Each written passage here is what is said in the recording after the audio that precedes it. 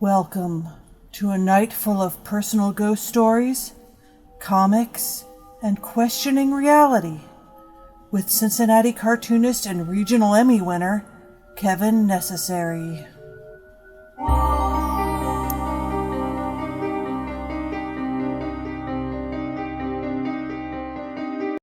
Hello, everyone, and welcome to another wonderful episode of the Cincinnati Cabinet of Curiosities presents the Hometown Haunts podcast.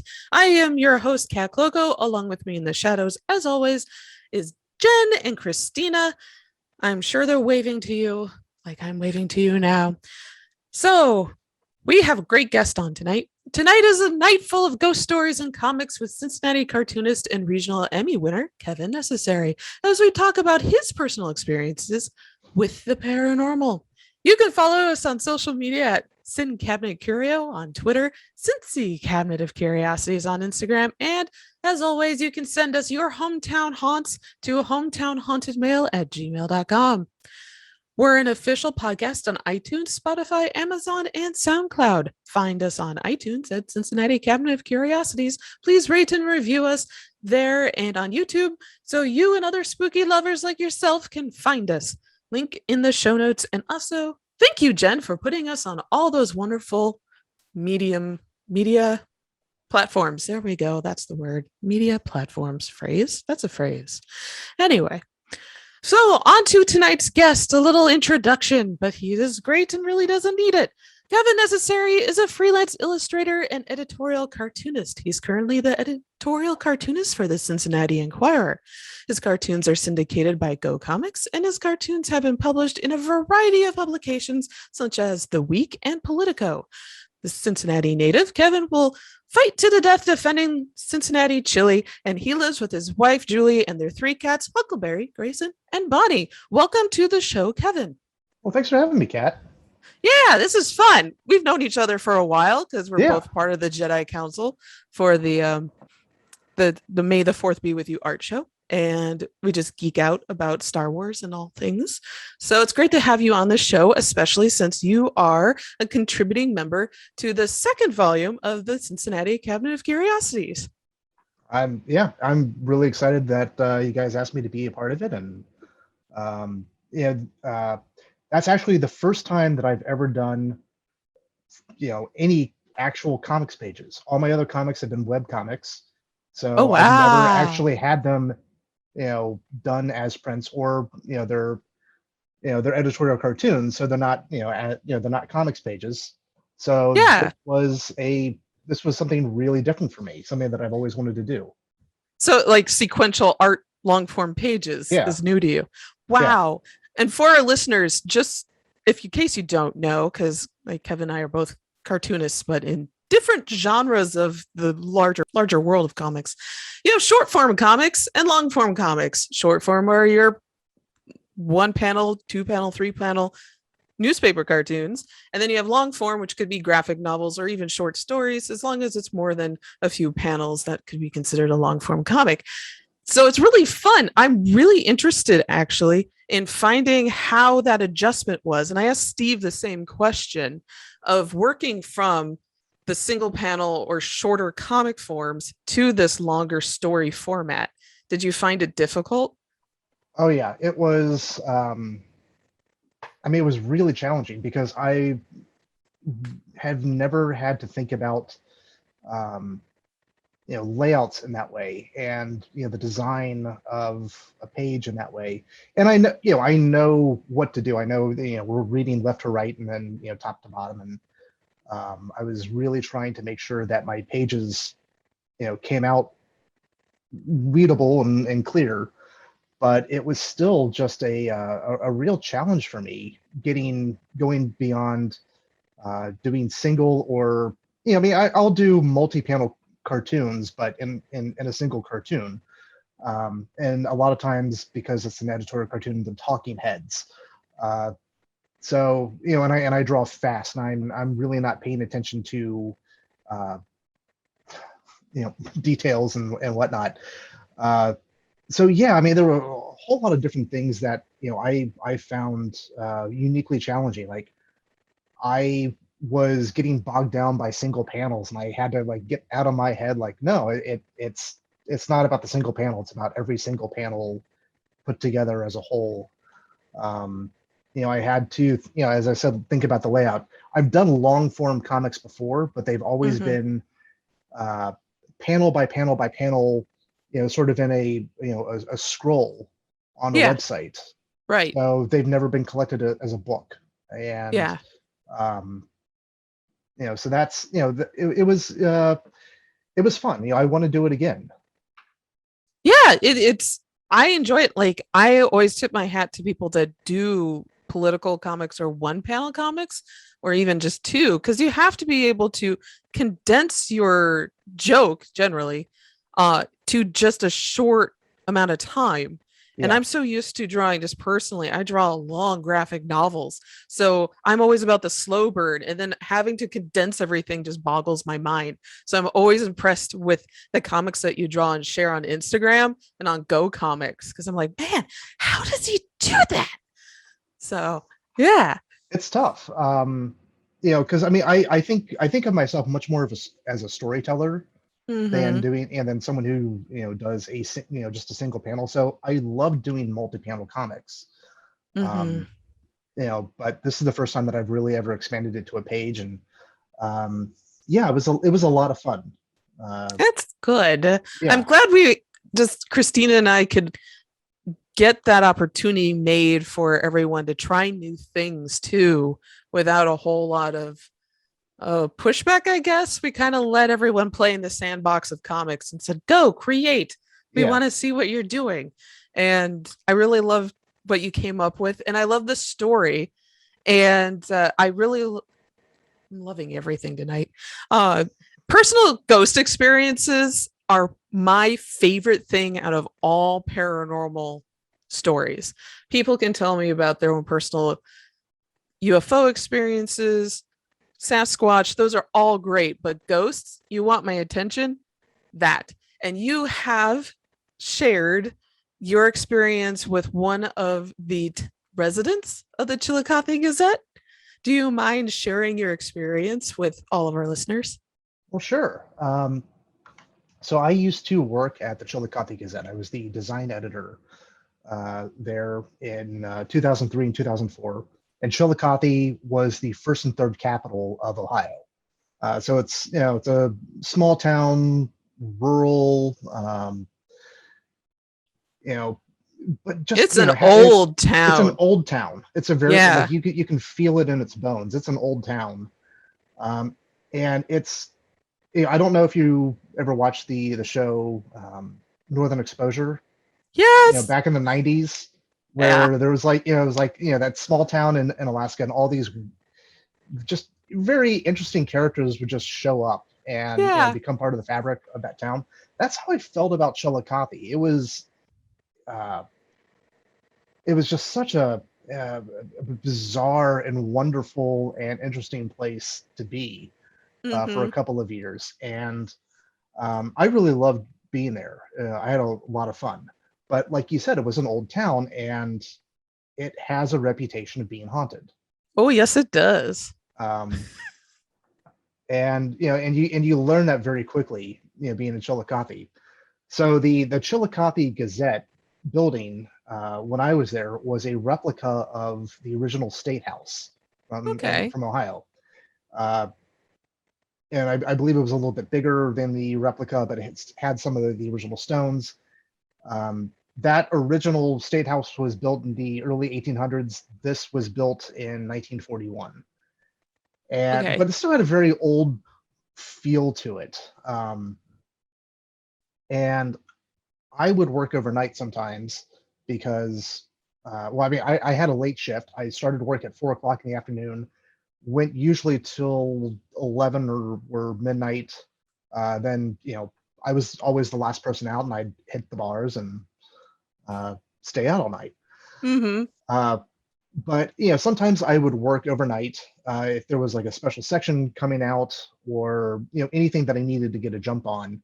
And back in those days, I didn't mind pulling all-nighters. And I was working one night, and I needed to go down to the morgue.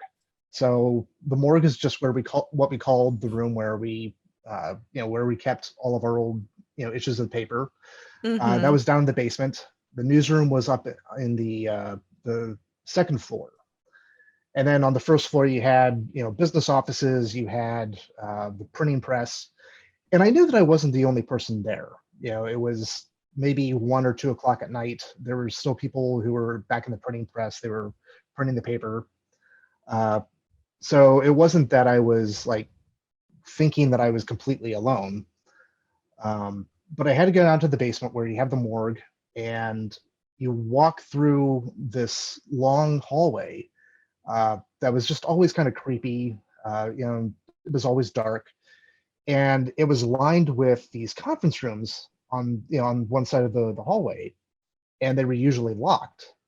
But that night I walked by one, and it was open, and there was a man who was in that room reading a newspaper. Wow. Everybody else in the place would have been wearing blue work coveralls or NASCAR shirts. This guy was wearing black slacks, a white shirt, black suspenders, black tie, and he looked desaturated. He looked like he came out of a 1940s film.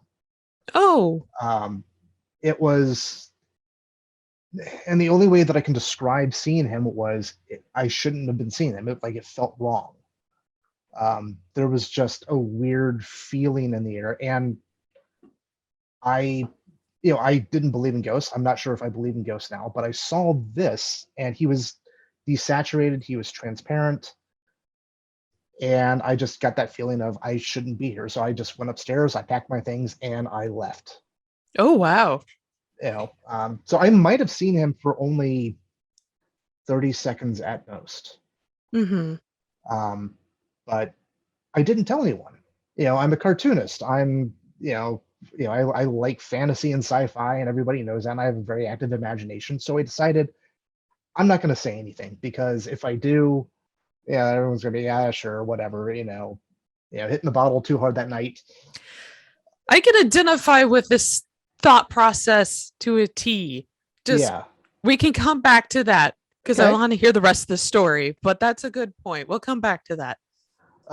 But I didn't say anything for months, and one day I'm walking into the newsroom for my shift, and I hear these two guys, both named Phil, who were talking, and one of them was a sports writer, and the other one was a copy editor.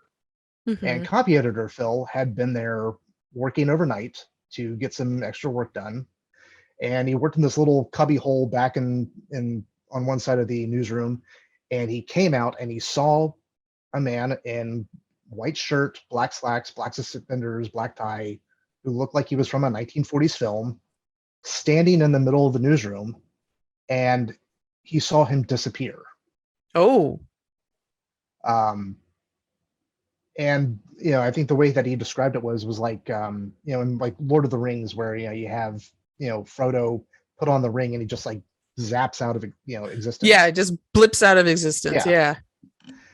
And he's talking about seeing this person in the newsroom, and before I could say anything, the other Phil, the sports writer who'd been there for years, points to this photo that's on the wall, and it was from 1941, and it was I believe it was the first staff that used the newsroom when it was built. And he points to a guy over in the corner and says, "Oh yeah, that guy. He's been here forever." Whoa. And I had looked at this photo before, but I hadn't really looked at it until that moment. And I saw that there was that guy, and he was in the corner of that photo. And what was very validating for me was these, my two colleagues weren't given to flights of fancy. Like they were very, like especially copy editor Phil, very cut and dry. He was a copy editor, and he would, very factual, very, to the point. So if he saw it, and then Phil, the sports writer, had seen it, that gave me some validation that I wasn't nuts that I had seen something because other people had seen it too. And not only that, pointed him out from a lineup, basically. Yeah. Yeah, Yeah. that's a really incredible experience. Did you ever learn of anyone else who had seen him? I don't know. I believe that people had seen other things in the building. You would hear doors opening and closing.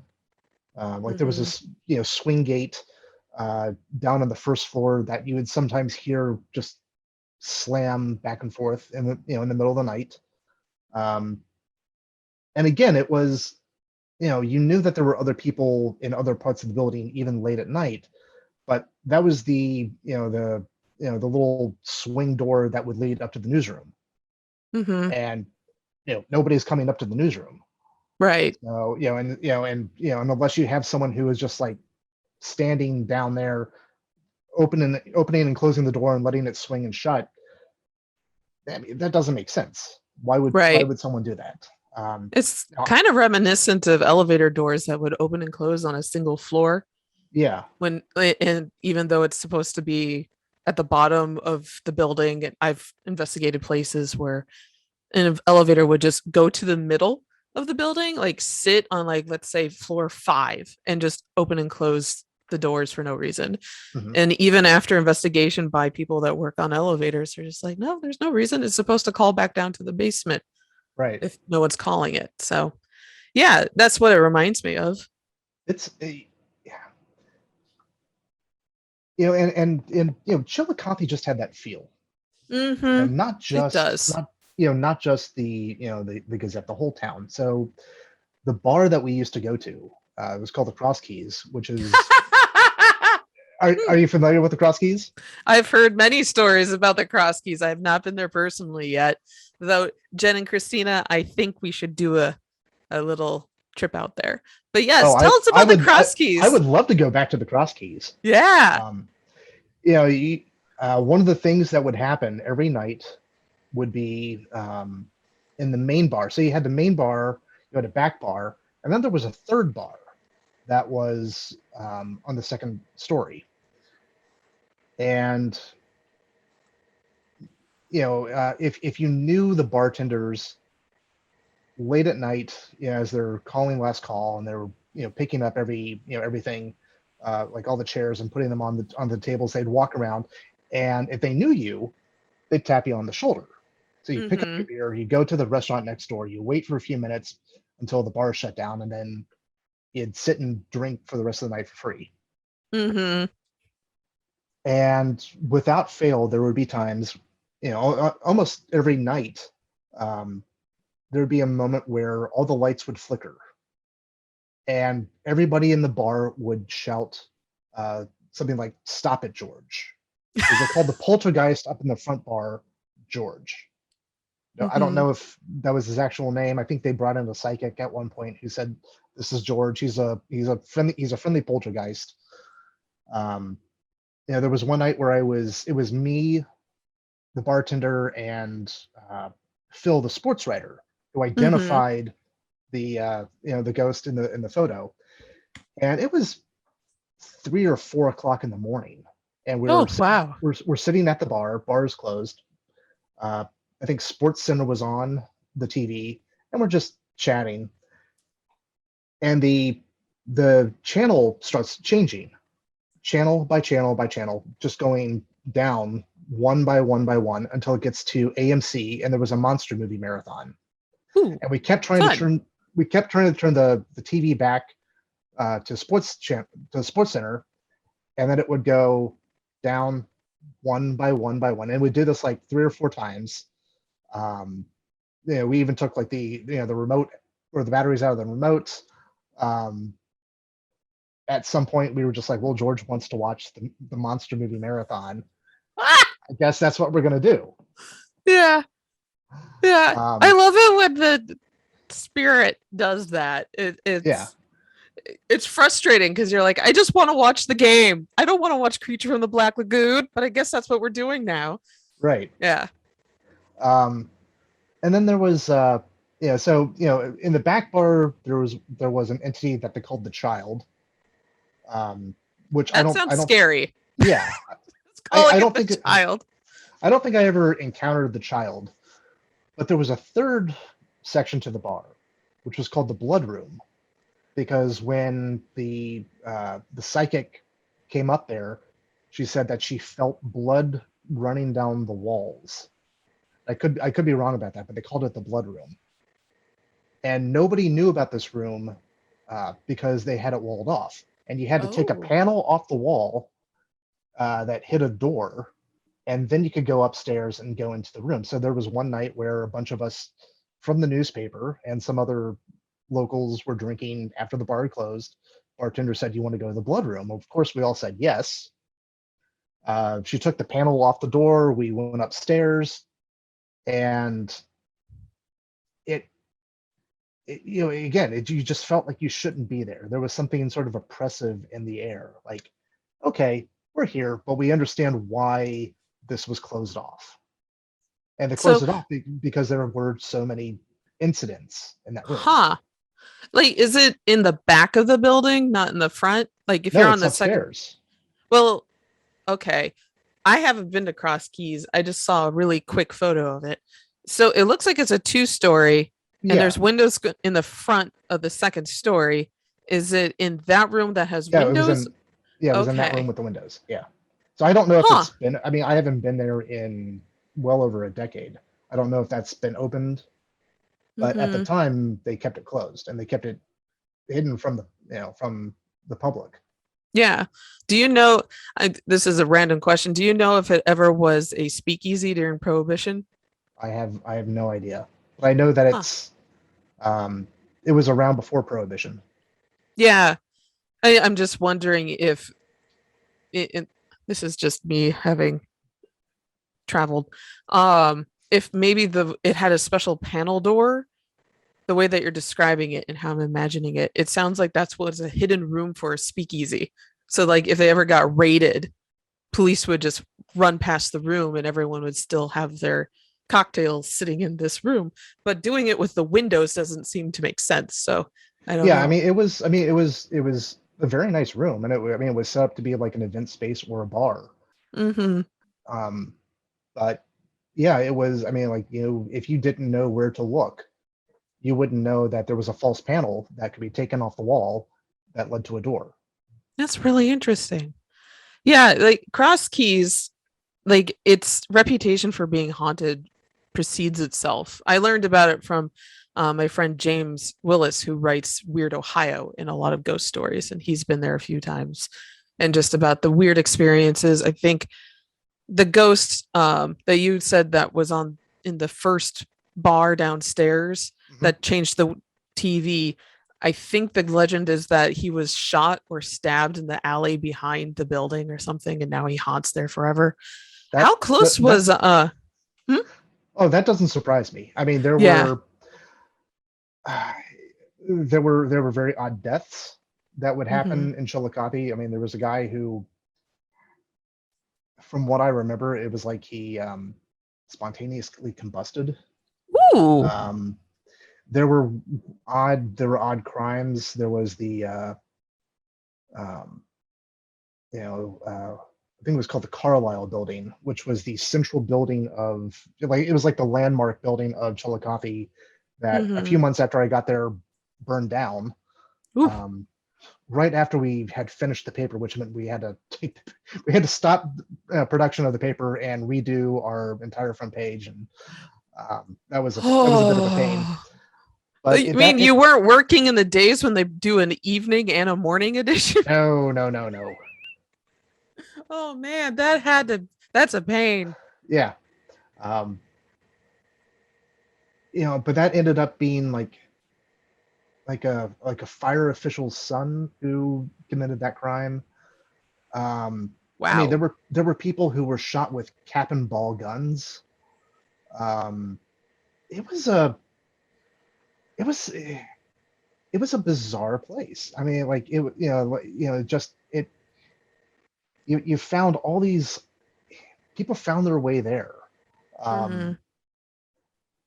Yeah, it was a really weird place. But I mean, as a young 20-something journalist, I loved it. Mm-hmm. It's an adventure. Yeah. Like I visited there last month, actually. We on the way from Hocking Hills. Yeah. So, and we got to stop off at Mound City, which is the Hopewell Culture, one of the many Hopewell Culture national parks that are around there. And yeah, it just has a very interesting vibe to the entire city. Also does not help having two different correctional facilities within spitting distance. And you're like, oh, okay. And those facilities were also used as POW camps in both World Wars. Oh, I did not know that. Yeah. I did know Mound City. Yeah, they would bring over I think it was called Camp Etna. I could be wrong about that, but yeah, they brought over prisoners of war for during both World Wars. Oh wow. Did not know that. Oh wow. Yeah. Okay. Learn something new. Get ghost stories and history. I love this. So actually earlier when you were talking about basically how credible is someone who is both a cartoonist and also saw the paranormal, and can you believe what you're seeing? And that was a fascinating thing I've never seen or heard anyone else bring up, because that's something I struggle with. I don't know, Christina and Jen, if you struggle with it either. Maybe we can make this a roundtable discussion because it's an interesting topic. So freak you out like late at night? Do you ever think about it and you just like get goosebumps? Like I feel like I would have a panic attack if I would start like really going down that wormhole. Like I don't understand what this is. This is gonna break my brain. Right. Yeah. Yeah, I mean, there have been times where I have wrestled with what I saw. Yeah. And and it's one thing to have been at the Cross Keys and to have seen the lights flicker on and off and have seen the TV, get all kind of weird, or to go up into this room and feel an oppressive air. It's something else to see a full man that doesn't look like he should be there. And I wish I had better writing experience and better writing training, so I could say something other than he just didn't look like he should be there. It's still one of the most singular experiences I've ever had in my life. Yeah. But the way that you describe running into it and just the shock of seeing whomever you were seeing is exactly how others have described running into ghosts. Because you never you don't ever expect to run into them. They don't come on call. And they always surprise whomever the witness was. And just saying, I didn't feel like I should be watching or seeing this person, but yet here they are. I love how he presents himself as this kind of 1940s film, because within his own context, that's maybe how he sees ghosts. Like that's film for him at the time, which is an interesting little note for context. Reading the newspaper. I have a question. Go right ahead. Do you think, Kevin, if it had happened during the day and there were other people around, that you would have questioned it as much? Or, I mean, do ghosts come? Do they show themselves in groups of people? I don't know. No. I wish I'd been there with someone else. And I don't know, because there's still that other question, part of me that questions, what did I see? Because I know that there were other people in the building with me at the time, and I think I might have felt more certain about what I've seen or what I had seen had I known that I had been completely alone. But there were still maybe up to a dozen other people in the building with me at that time working on the presses, and I'm very close to where, like, I was essentially just underneath where the printing plant was. Okay. Um, so, but I also, I mean, I was the design editor, so I knew all those people. I knew them by their first names, and You not just didn't fit.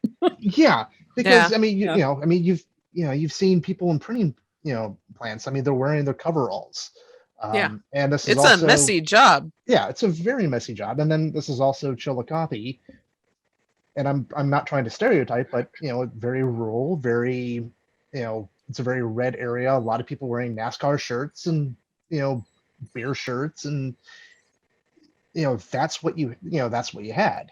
I mean, people were not dressing up to the nines to work in the printing press because you're going to get smudgy and messy, um, and again, as the design editor, it was my job to get to know all these people and to befriend them, and so it was also like I didn't know who this person was.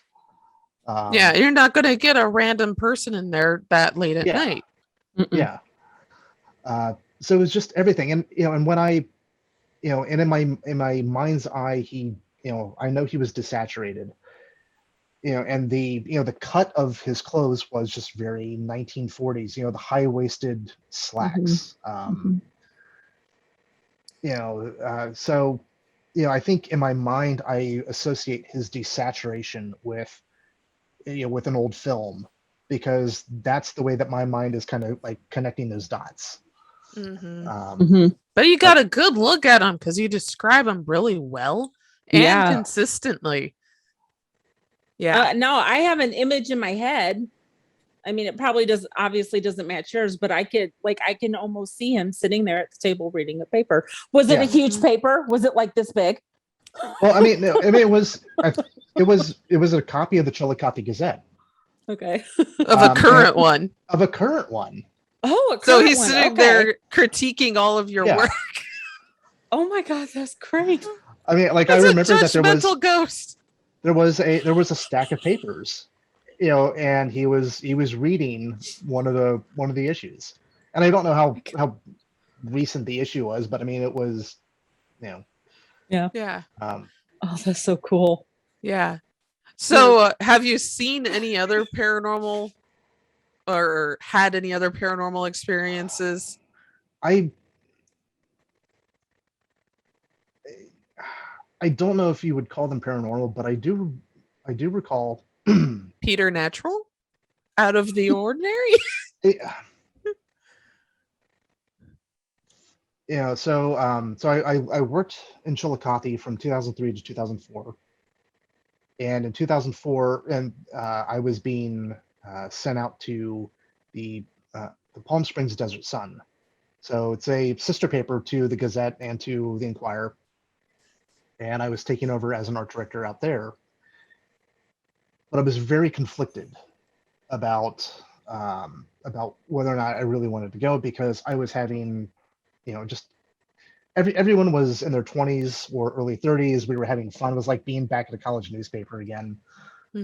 And here I was being asked to, to go across the country, be on my own, and to have more responsibilities. And that was a lot to think about at the age of 25. Like, I would have a staff under me. I wasn't expecting that. Yeah. So, as I was making those decisions, I started hearing this voice. I thought I was hallucinating, and it was a woman's voice that was, that would say in this very, it was always the same. It was, "What are you doing?" Like, it had that like questioning inflection at the end. And I mean, and it got so bad where I would hear it and I would look around and ask. I asked people, like my friends, like, "Did you hear that?" And no one did. So fast forward a couple of months, I'm in California. I've started meeting people, in town. I'm about to go on a date, and I call, the phone of, the person that I was going out on a date with, But instead of her picking up, one of her friends picked up.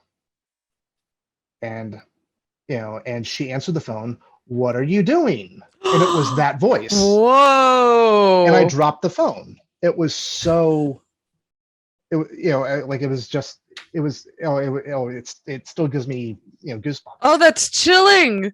Yeah. That is weird. Oh, that goes back to our deja vu episode. Yeah. It's like you had an auditory premonition. Yeah. I've so had. Did you go on the date? I did. It never really worked out. But the person who said, "What are you doing?" on the phone, she and I became friends, and so we would hang out a lot. Wow. That was very odd. I've had a couple of other things like that. Wow. Waking up with a song in my head and whistling it the entire morning, getting in my car, and my whistling syncs up with what's on the radio. And so that either seems like it could work with virtual reality theory or like multiverse theory, like either of those things. Because I often wonder, like seeing stuff like the ghost that you described at the Chillicothe Gazette almost feels like an echo or something like that too. Like where in perhaps there's echoes of things that happen there that are embedded. I mean, because of our poor understanding really of time and space, there could be a lot more going on. I mean, imagine, there was a time before we had radios and TVs. And so the idea of stuff being broadcast was very alien until we had things broadcast, so there's could be more to that. Maybe there's some sort of multidimensional echo that goes through and you can sometimes sense it. I mean, there's so little that there's so little of the universe that we experience. It's really hard to say how we're taking it in. Well, if we are a simulation, I think we need to be rebooted. Maybe we're just playing the game really badly. We need some cheat codes. Though I do like to think that we're in the MCU. That would be fun. But actually, your experience. Cheat codes. Yeah, the cheat codes. That would be just like a Sims game. Yeah. I'm just thinking of a nerd. I play a lot of The Sims, and I'm just thinking of the cheat codes, and I'm like, oh yeah, that'd be helpful. Actually, your accounts are very similar to ones I've heard at Gettysburg College, with the interesting layering of reality going on. It goes right back to our kind of multi-universe theory. So there's a famous, besides the boy in blue that has been seen, or the blue boy that's been seen there's a very well-recorded account of a woman going to the basement of Gettysburg College, and the elevator doors opening, and she's there in real time, but the basement is a triage for the Civil War. And she sees people getting limbs amputated, and she can smell it, she can hear it. It's the full sensory experience. And then she closes the doors, opens them again, and they're all gone. And it's standard offices, which is what that basement was used for in contemporary times. And it's just you running into, Kevin, that little crack in, I don't want to say reality, but the universe laying its timelines on itself. Like kind of like what Christina was saying, like, what we can see and what we can, what we perceive. But Kevin, I think you might be tapped into just a different frequency than everybody else. Because the syncing up with the song in your head and having it sync up with what's on the radio, that's truly fascinating. I don't know if I could handle that if that happened to me. I mean, and I don't know why, but like these things happen to me, like in my early to mid 20s, and then they've stopped. There was a dorkier one, and God, this is so stupid. Please share. So I was, this is back in the day when, like, you still have like the TV guide channel things, that would just like scroll up and show you what was on TV.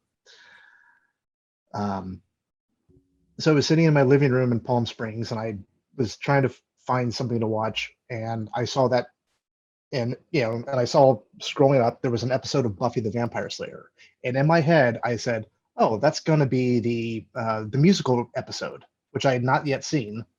And lo and behold, I turned it on, and it was like there was no description or anything. It was just a voice in my head or a premonition that's just said, "Oh, you're going to watch the Buffy musical episode." Well, maybe which is so dumb. Earlier you was getting some cheat codes, and maybe older you isn't getting the cheat codes anymore. Well, do you get ever like, so clearly you're getting premonitions from somewhere, because that's more than one experience with premonitions. And do you ever like sense when you're like driving, and normally you would, I guess pre-COVID times, you'd be driving a normal route and you're like, maybe I'll turn left instead of right this time, because you just felt like one direction wasn't safe. Do you ever get little? No, actually, I'm terrible with directions. Well, this is just an example. Choosing one option over what you normally would go with because for some reason it doesn't feel quite right.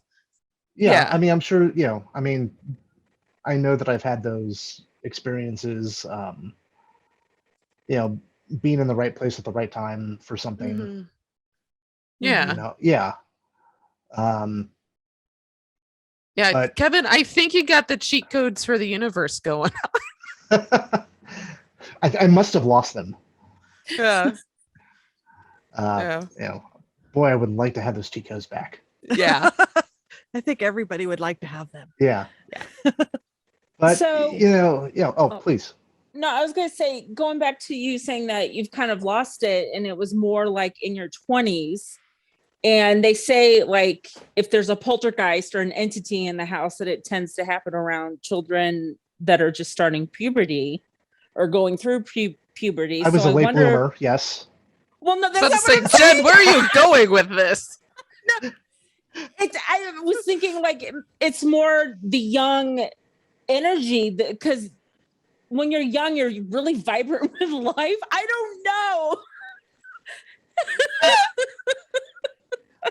Sorry to tell you this, Kevin. Oh, I've known I am old and not vibrant at all. But you're learning about the world and you're figuring stuff out. So it's more like my voice was changing. I was getting hair in very odd places. And then you were predicting the TV guide. I mean, it all makes sense now. Yeah. I think that when you think about picking up songs like that and maybe broadcasts kind of like that, one wonders if there's something like chemical perhaps in the brain or something that, tunes into something. When you think about how synapses work and the brain works and how it is kind of a tuner in its own way, perhaps that's how sometimes you can capture other things. Yeah, and sometimes being sensitive to the paranormal. We've had many mediums, and of course Kat also is sensitive and is a medium. Maybe your brain is able to tune into something that other brains can't. And I've probably destroyed all of those all those pathways in my brain after many years of journalism and other things. Other things.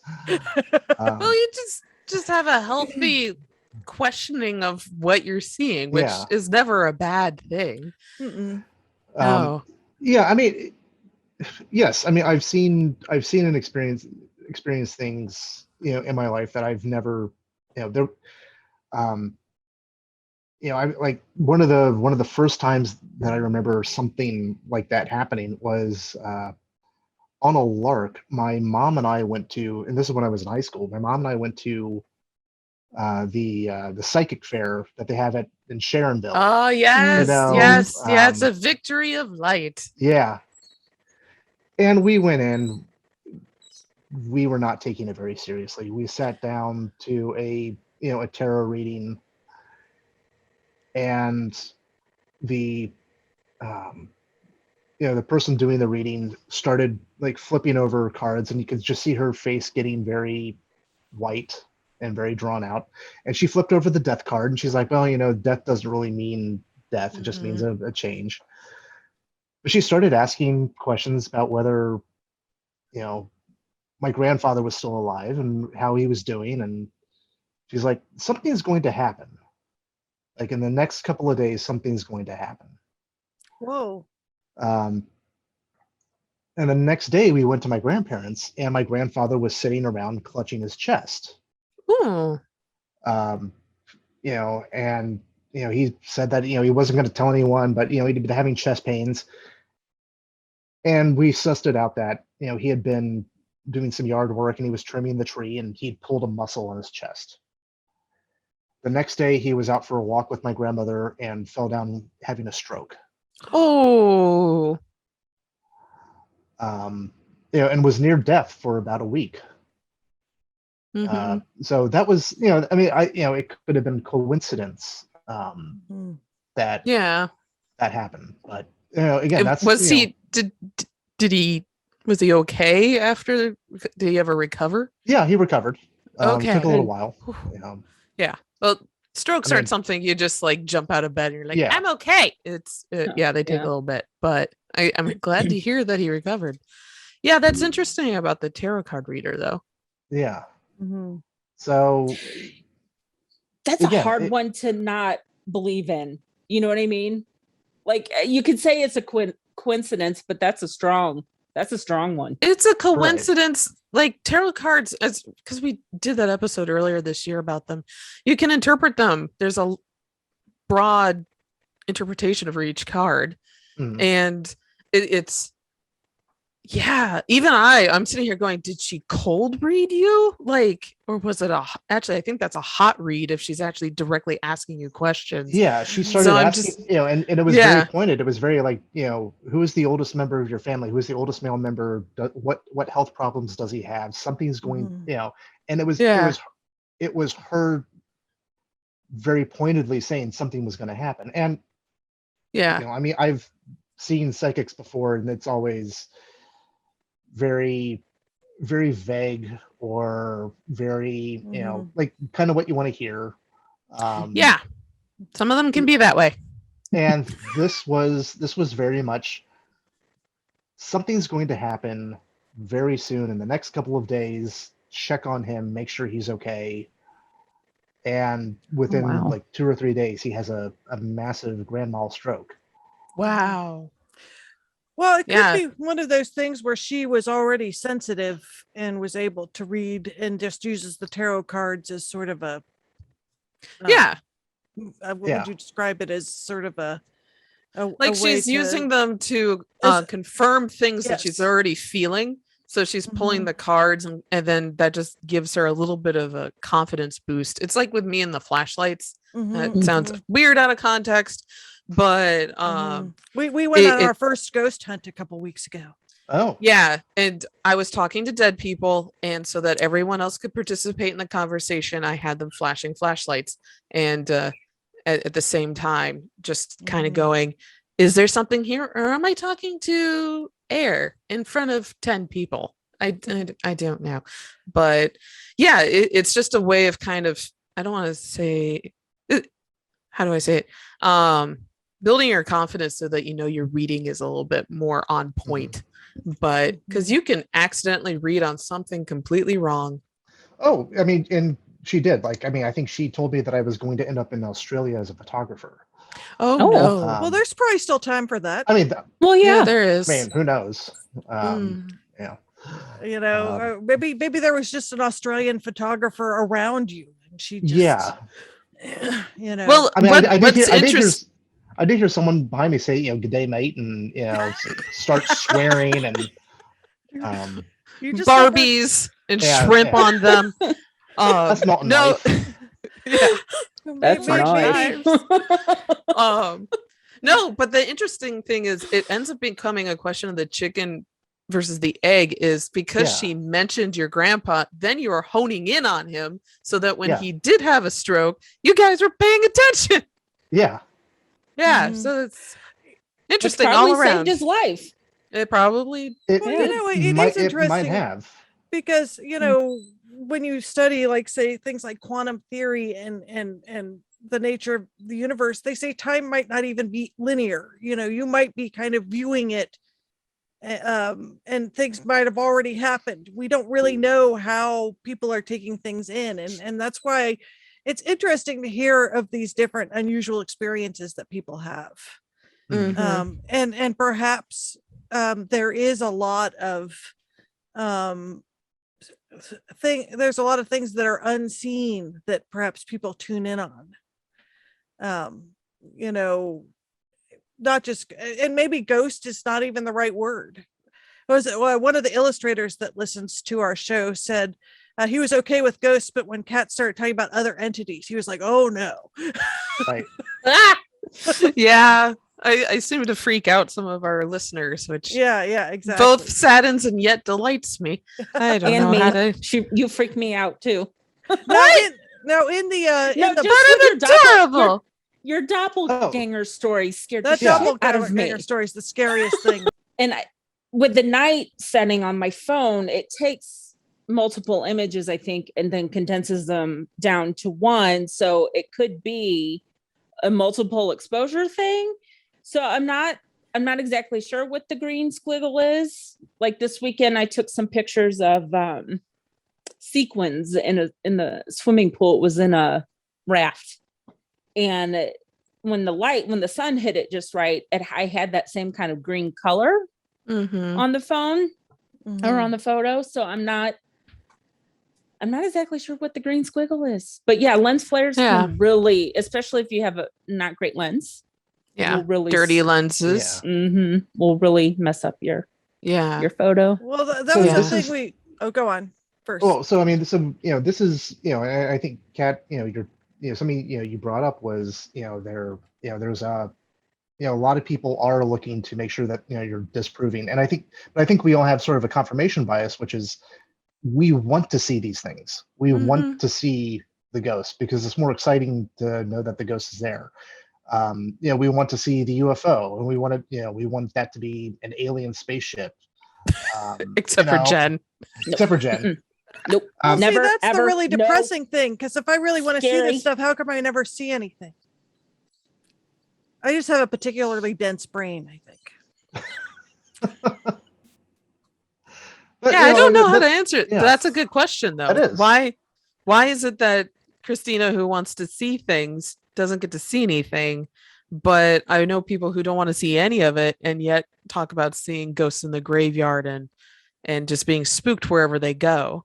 But also, are you seeking it out or are you not? Because like sometimes if you like ask someone a point blank question, they're not going to answer it truthfully, and unless, or you ask the same question, but you're just having a conversation over a beer, they'll give you the honest answer. So like Kevin wasn't looking to go see some creepy dude from the 40s reading a paper and critiquing his work in the basement. So I don't know. I mean, you weren't asking to see a doppelganger that night. No, that was not what we were expecting to see at all. And yet in a well-lit room, there she was. Yeah.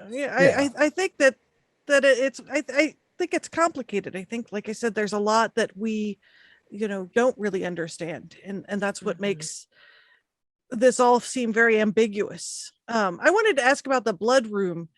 Did you feel something weird in there? It was just, it was kind of the generic, the air felt heavy, and whether, you've seen, ghost hunting shows or, read about it, there's, sometimes they will say like the atmosphere just feels dense and it felt oppressive. It was,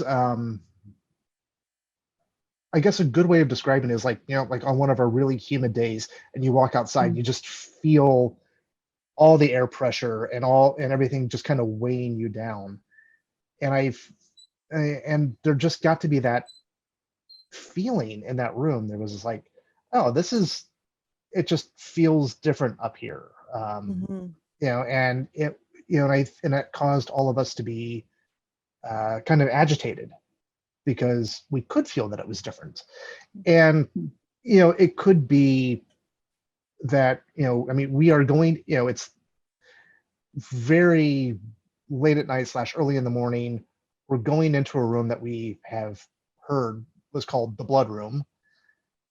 I will be honest, we were having beers, and we were going to a place that we knew was, blocked off from everything. So you've already got that kind of, Set up, yeah. expectation that you're going in there. But I mean, I've also gone to other places that are supposedly haunted, and I'm like, oh, okay, well, whatever. I mean, this is nothing. Well, it kind of reminds me of what Kat described when we were at the Doty barn, that they were talking to a disturbed spirit, and Kat picked it up immediately. Yeah, it's so that kind of thick, tense atmosphere is a place that I've run into a lot with investigations, and it can be anywhere, like bars, the barn, the second story of the barn. I got it definitely at Sedamsville.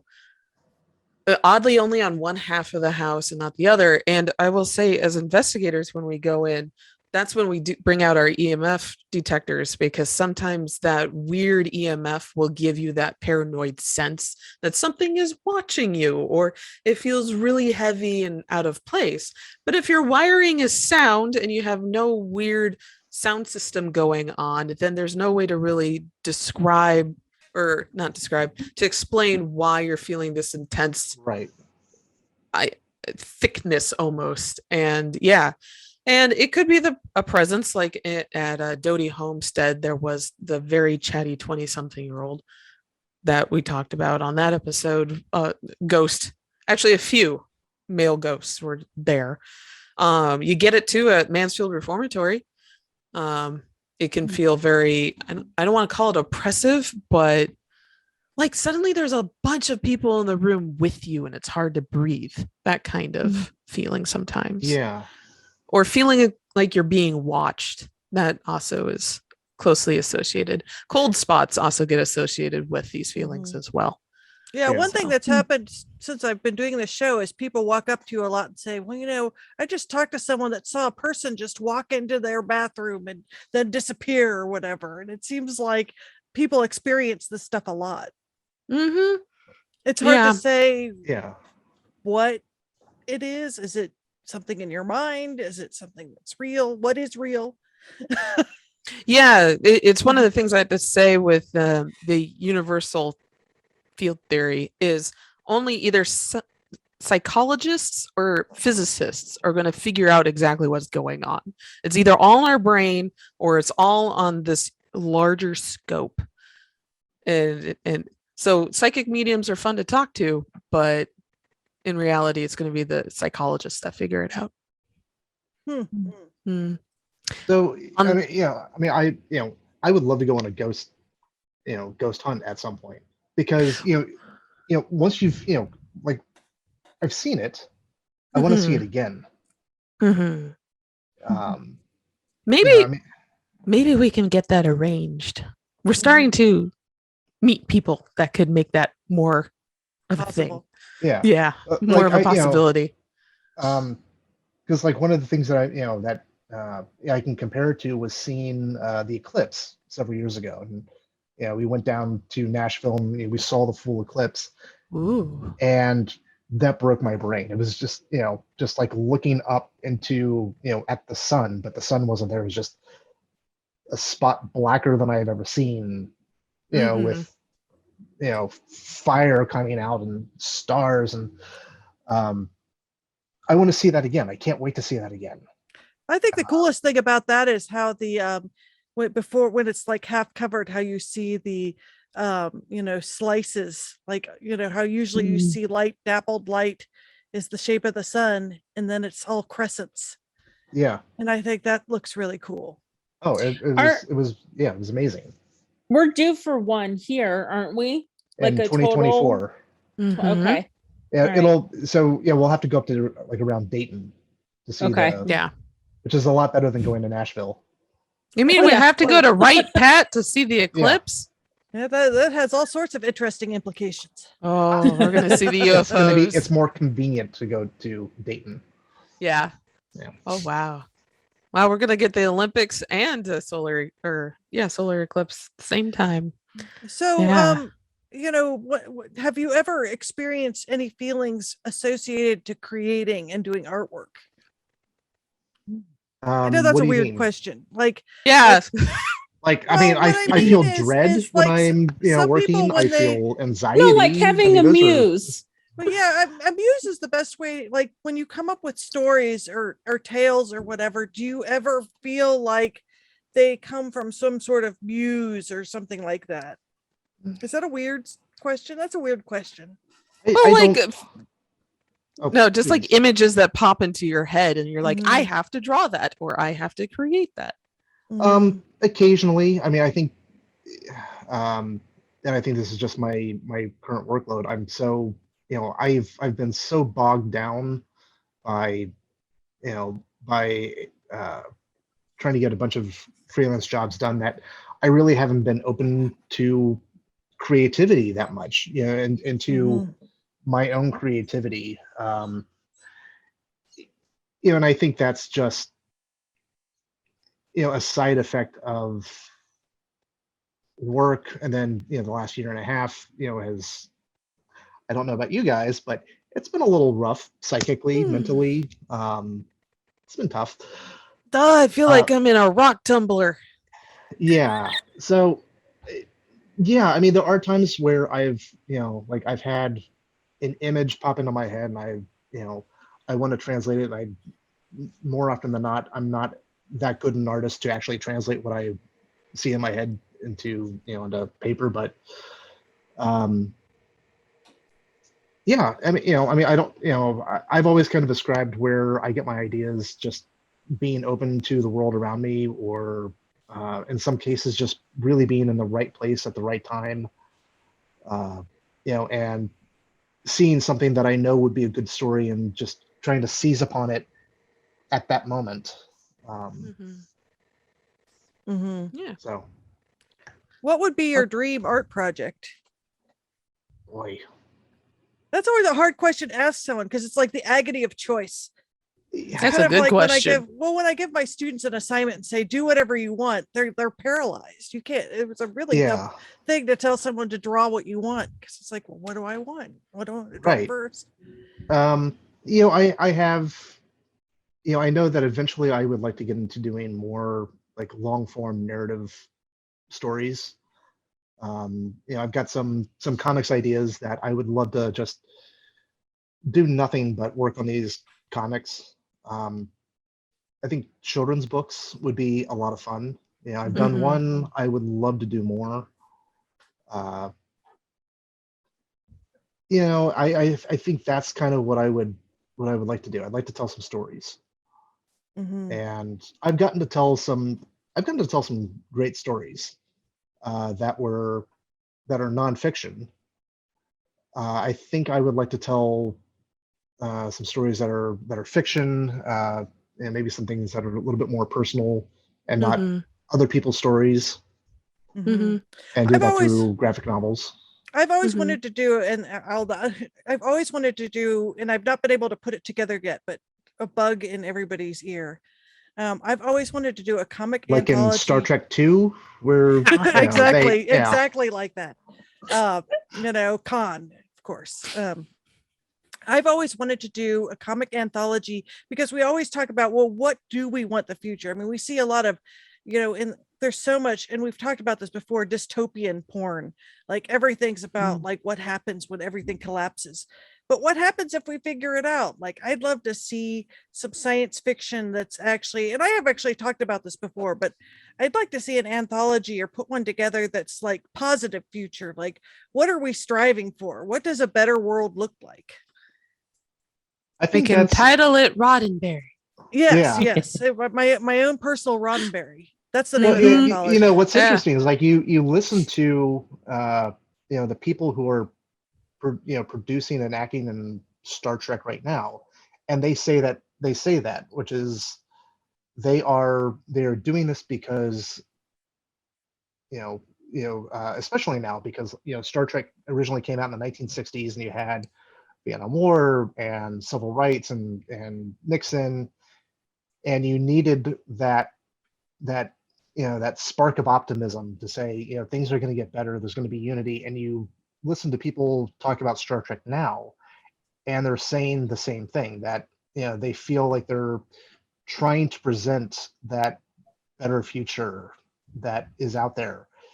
And what's interesting is like they're even showing that the world of Star Trek now, I mean, there's a lot of cynicism in Star Trek. I don't know if you've watched things like Yeah, Picard the or, latest Picard.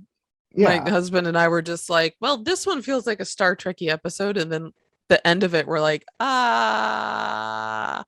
Yeah, The I mean, lower decks really feels like it, though. yeah, Yeah. and the way that they've been talking about Strange New Worlds, getting back to that, like really going back to like the 1960s aesthetic and style of storytelling. But to your point, Christina, I think it's very hard to to work up that optimism. Mhm. Well, Right now. and the other thing is, when you're writing optimistic future, one person's happy future could be somebody else's tyrannical future. Right. Like, and so what do you do where like it has that happy medium where there's more equality, and it seems like the technology is not destroying everything. Like, how do you get to that? How do you write a story that fits that? Mhm. And it's more complicated. It's much easier to just say everything gets destroyed. Yeah, that is really easy. Yeah. Most, and I think part of it is probably getting philosophical. A lot of biblical writing is based on apocalyptic notions. Like, that's the whole point of the Bible, is the world's ending. And so people get hooked up on that. Like, they love it. And it's great storytelling because it's high drama. It's so Well, pessimistic, though. But you But can't have the good without the bad. So you need a little bit of bad to keep you good. You got to find that middle ground where it's just threatened enough that the good will always win. Because that's, as much as I like to say I'm a pessimist, I always love it when the good guys win, right? Like in any story. Oh yeah. Even like, and I've mentioned Breaking Bad before, but even like with Walter White or Better Call Saul, like, they're terrible people, but within the world you want them to win for whatever stupid reason that is. But they're the I'm not heroes sure. of their own stories. well, yeah, I don't know. yes. They say I think that they're kind of a dark Breaking Bad. What is the joke? What is the meme that was going around where they said if he had been in Europe, he would have just gotten his cancer cured? Like, no story. He would have just gone to the doctor, gotten his treatment, and been like, oh, okay. Yeah. Wow. Yeah. That's kind of frightening to think about. God, we're messed up. But to your point, Jen, I think so. I mean, that's why the Marvel movies are so popular. I mean, like, and they're not breaking any new ground. You're going because you need that, especially now. You need that little bit of, you need the good guys to win. Yeah. And I think that's what brings the hope, right? Yeah. I mean, you need Luke Skywalker rescuing Baby Yoda. You need those. You need those things. You need, I mean, and that's why I think, we're gravitating. We still gravitate towards a lot of that kind of fiction, because it's escapism. Like my wife does not go into escapism at all. But she is not, unlike me, she is not spending all of her time looking at the news and thinking about the news and processing the news and trying to squirt the news out into stupid, editorial cartoon. Mm-hmm. But then, like, I am, and at the end of the day, I want to go and I want to watch Lower Decks because it's goofy and dumb, but it's also bright and happy and optimistic about the future, and Mm-hmm. and the good guys are coming out on top. Mm-hmm. The new season comes soon. Yay. This week. Pretty soon. Yeah, this week. Coming this week. So tell me what Lower Decks, what is this? Is this a Star Trek thing? It is. Okay. Animated. Okay. It's animated. Okay. It's on Amazon Prime, I believe. And Paramount Plus. And Paramount Plus. Yeah. And it tells a story of all the people that work on the starships, but on the lower decks.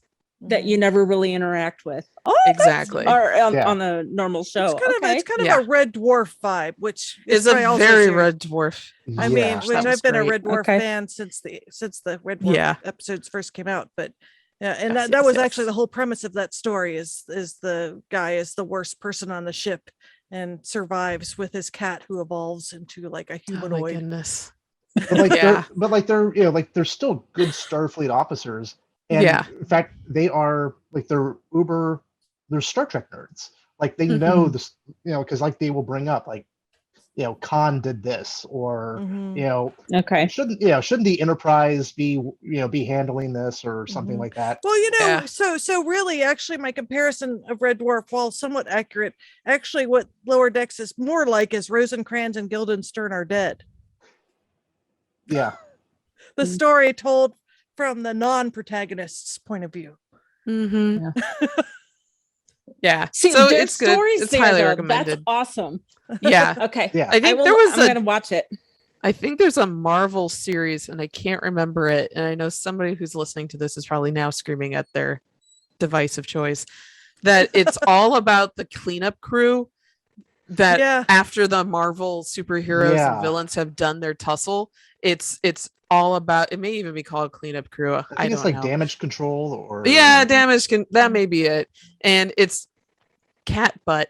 And sorry. We all have she just had to be.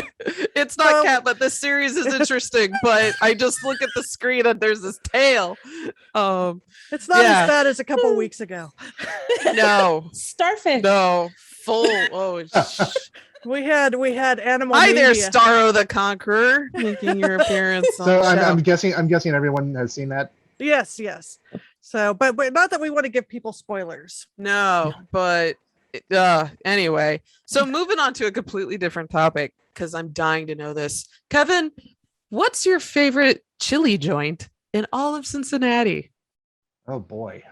Bonus points if it's haunted as well.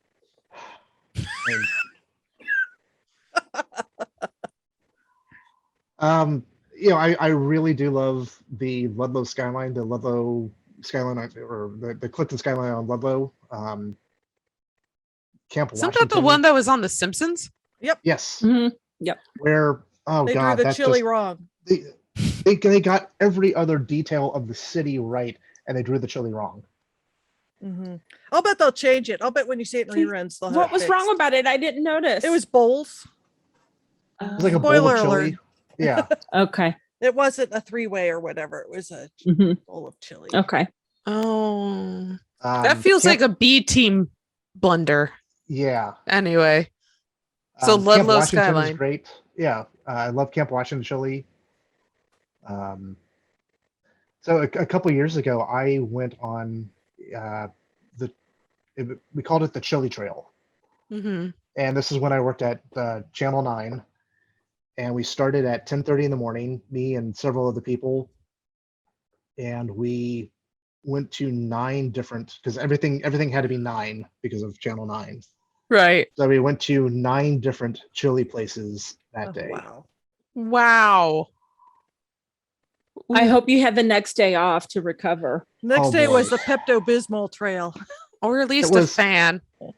We were getting the meat sweats by the time that we hit halfway. And it was a challenge. But it was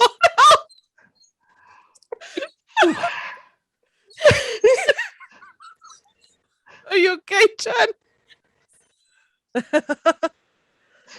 Yes. Wow, the meat sweats. I never thought about getting meat sweats from Chile, but after halfway through, yeah, I can see why.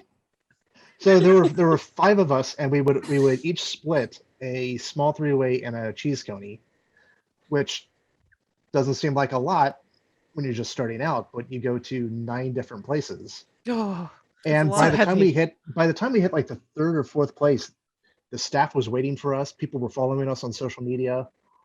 wow. You know, That Did you does sound like a complete fun all day, 9? though. yeah, we It went to all does. 9. So we went Wow. to we started at the Empress Chili in Alexandria, Kentucky. Went to the Gold Star in Newport.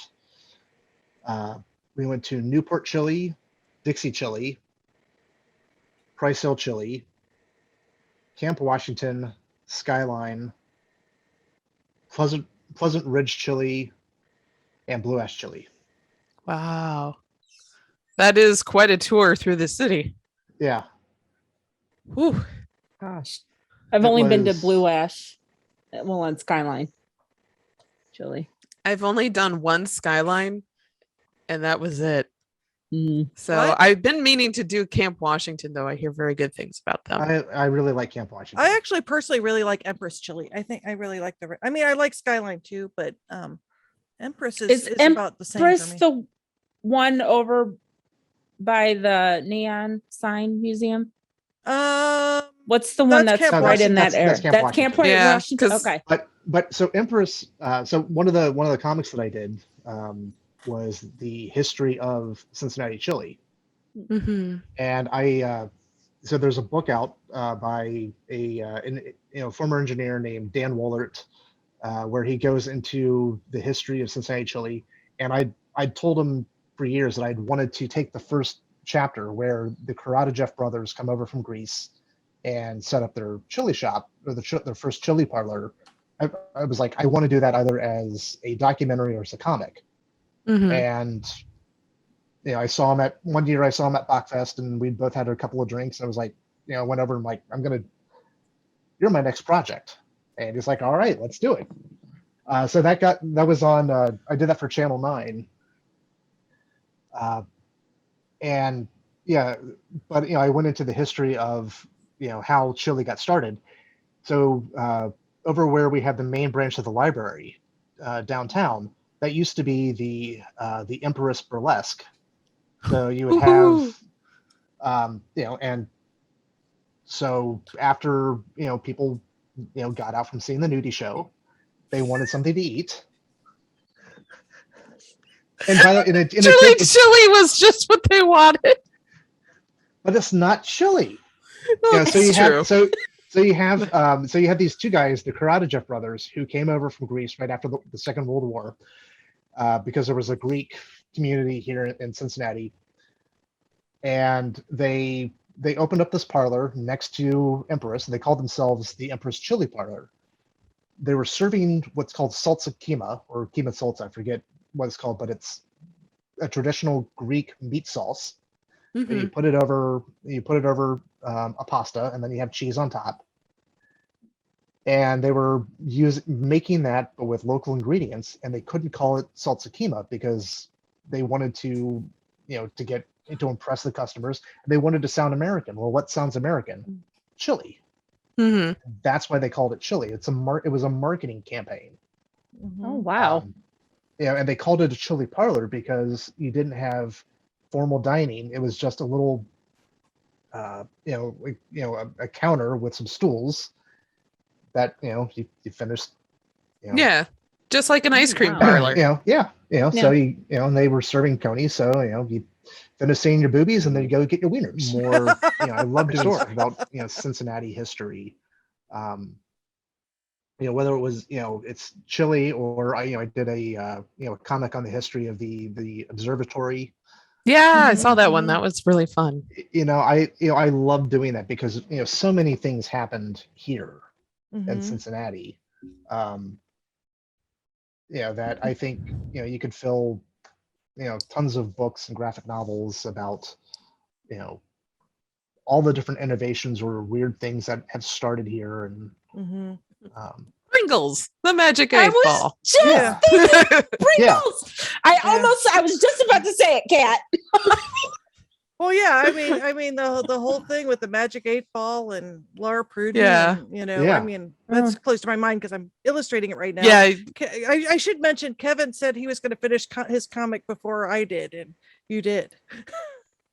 Yeah. Because I figured I was, like I'm, everyone thinks that I'm a very fast artist because it's like, oh, I do like a, a single page comic in a day and I throw that up. I am slow as hell. I am like a really slow artist. It's just everyone assumes that I'm fast. Well, And so I thought like with Chris, really thought that Christina was going to beat me finishing the comic. No, I you like both were you have so been- busy. I like you have been sort of mired in deadlines is the best way to describe it. Like it's sort of like where you could barely move. Yeah. Mhm. So I just kind of squeeze things in when I can. Yeah. I Oh, mean, I that kind of- reminds me. Do you have anything going on for Free Comic Book Day? me or Christina? You. Well, you. I do But not. it Have goes to Yeah. Christina as well. I don't. Oh, okay. other than getting I, some. Yeah, other than getting some comic I books, would, that is. yeah, Not a three-way. I would love to take just some time and yeah, because like Christina, you asked me like what would I want to do with if I could draw anything right now. I really don't know because I've been bouncing back and forth between all these different projects and I've got a weekly cartoon. I don't know what I would sit down and draw, and I would love to kind of just get all the work out of my system now and then really just like veg out for a week or two and figure out like, okay, where would I want to go, what would I want to do, and Mhm. kind of build myself back up that way. That's originally why I went freelance, because I wanted to do my own projects. But I mean, and this is great, I have not had a lull in 2 years, but I would love That's to awesome. Yeah. I would love to see what I could do without the pressures of deadlines and not that this is an invitation for people not to give me work. I love Right. You just like being Yeah. able to explore the more creative, like yeah, grassroots creativity of making comics than just doing the commissions or the work for companies or commercial stuff. Yeah. So yeah, it's a very different dance altogether between commercial work versus freelance. yeah. And doing something in a day versus a week or a month. Mhm. Yeah. Yeah. I mean, and that actually scares me because I mean, coming from a news background and then getting into things like commercial storyboards and big illustration projects. Like, I mean, I've been working with Children's Hospital for about a year and a half now, doing illustrations, and I've done hundreds of illustrations for them. Mhm. Always having that kind of work where there's always a constant deadline, I don't get to sit down and think about what I'm doing. Mhm. And in some sense, go on. I was going to say no. your work that you did for the symphony was amazing, and I know you had to do it very quickly. Yeah, and I think that helped me because I wasn't second guessing myself. It was, I've got 18 or 20 illustrations to do in 2 weeks, and I've just got to go through each one as quickly as I possibly could. Well, I hate to say this, but I think that's how you create a lot of comics and stuff. There is no reflection. Like a lot of people think, if I had a month doing nothing, I'd make so much additional work, but you end up not doing that. Like if I have a month where I could do whatever I want, then I'm like outside sketching, or I'm doing stuff, or I'm traveling. Like it ends up not being art. It ends up, you have to have this sort of trial by fire to create anything.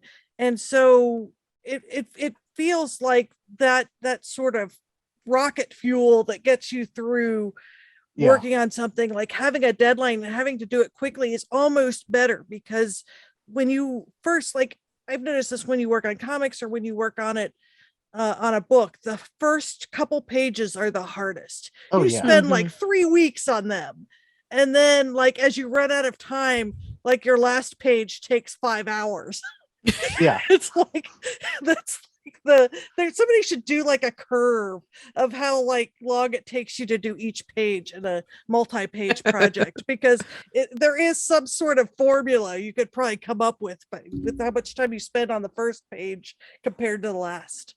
Oh yeah, and you know, and I'm the type of person like, you know, like I will switch between different projects, different styles, working in, you know, like going from like Photoshop to Illustrator, and because I'm like jumping so, you know, so much between different things, I'll sometimes need like a week or two just to rev up, you know, like get myself into the mode of doing a project, like okay, like immersing myself in the style without doing the work, even though I know like the people I'm working for are like, okay, you know, where's, you know, you've had 2 weeks. Why haven't we gotten a single illustration yet? Well, I'm feeling my way around again. Well, I think that's part of the process too. Like the time that you're not doing work, you have to recover. You know, I mean, it's not just doing comics. Like you hear about Joshua Bell says when he isn't playing violin, he likes to take a couple days and just play video games. You know, and Lin-Manuel Miranda says the same thing. Like when he's not writing, he'll play video games or, you know, just goof off or answer stuff on Twitter. Like you need to have that release, I think, to survive. Right. Yes. Like it and can't just all like be work. Henry Cavill, who when he's not playing The Witcher, plays The Witcher. Anyway, I've been watching that. I've been watching on that note. Yes, and I think we're gonna so Kevin, can you give us your social media handles where everyone can follow you? I'm at Kevin Necessary, all one word, on Instagram, although I'm terrible with posting on Instagram lately. And then I'm at K Necessary on Twitter. And yeah, I'm in one of those lulls where I'm doing a lot of work that that very few people are going to see. So I've been doing, you know, posting less cartoons and things like that on social media. Once these projects are done and I can get back to, you know, having fun and playing around, I think you're going to see my you know, my work. Yeah. My personal work spike. Yeah. I always like reading. I like reading all your work. And also for our listeners, if you'd like, you can visit Kevin's website, which is kevinnecessary.com, and you can read Lighthouse of the Sky, which is the story about the Cincinnati Observatory, and also the history of Chile, which is just one click below on, at least on my screen. And also your, I believe it was your Emmy Award winning series, which was Living in the Shadows, which you did with WCPO. So that's all available in the comics and cartoon section on Kevin's website. And also you will be in our next issue of the Cincinnati Cabinet of Curiosities, which will be starting in October. So we're already planning and figuring out all the stuff we have to do for that. So I think we're going to skip our hometown haunt this week. Yes. So we've got like this is a good episode. Thank you, Kevin. Thank you for joining us. One question. Okay. Where do you keep your Emmy?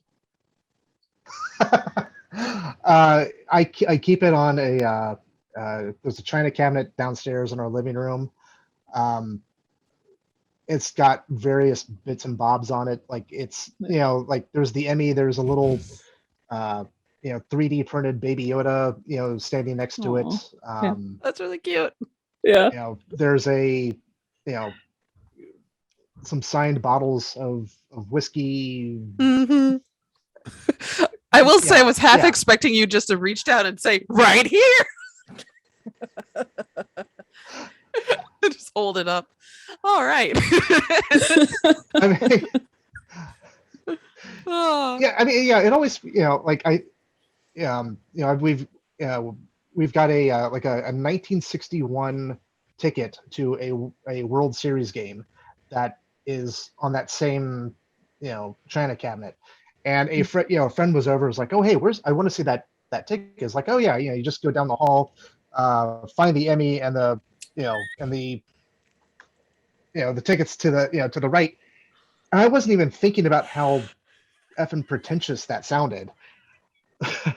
Because it's, you know, it's just there. It's part of our living room. You know, it's yeah. You know, I mean, it's something. It's something daily.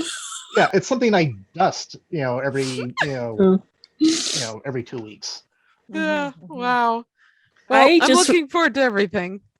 Well, I just as a side Enquirer story, you don't have to put this in, but Glenn Hartong used to keep one of his. I don't know if he's won more than one or not in his office, and he used to put his keys on it, and I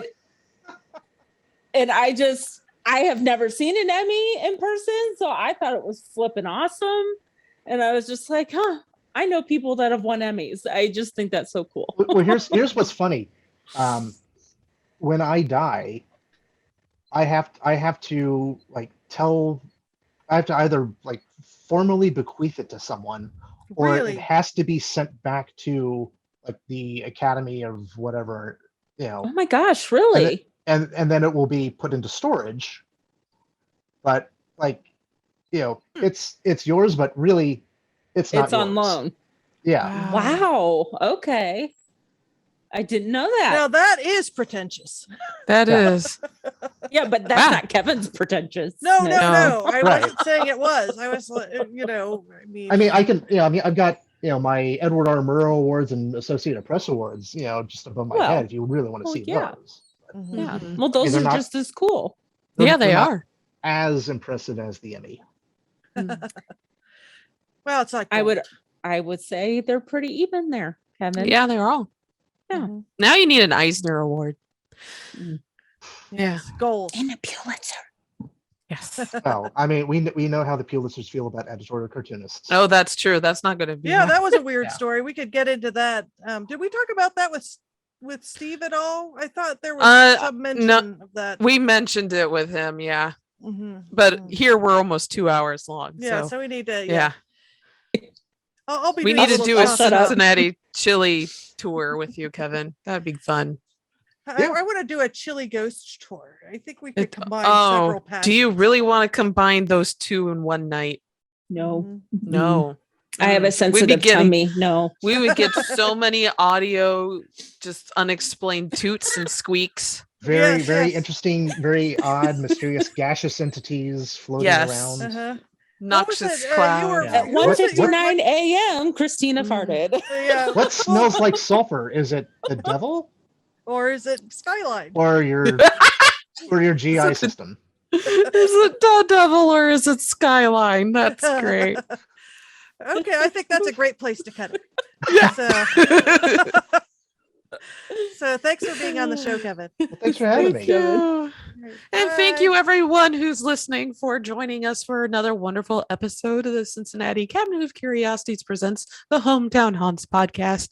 I'm Kat Cloco. Along with me is Jen and Christina. And if you have any great ghost experiences of your own, you can send them to our email at hometownhauntedmail@gmail.com. Thank you and good night. Yeah, we might even read one day. Maybe. We have them, I swear.